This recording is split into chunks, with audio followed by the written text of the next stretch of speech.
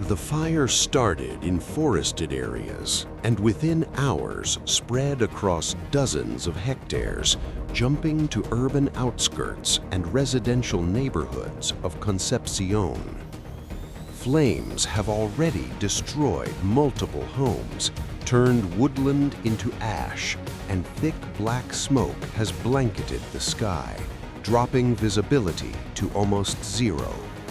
Authorities declared a state of emergency, thousands of residents evacuated, schools and businesses closed, several roads blocked. Firefighters and emergency teams are fighting under extreme conditions. Helicopters and water bombing planes are dropping water and retardant non-stop. Preliminary reports indicate dozens injured, fatalities among firefighters and locals. The exact toll is still being confirmed as the situation remains highly dangerous.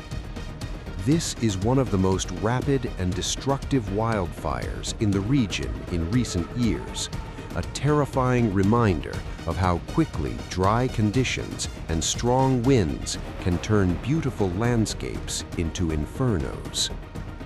Like the video, share it with friends and family.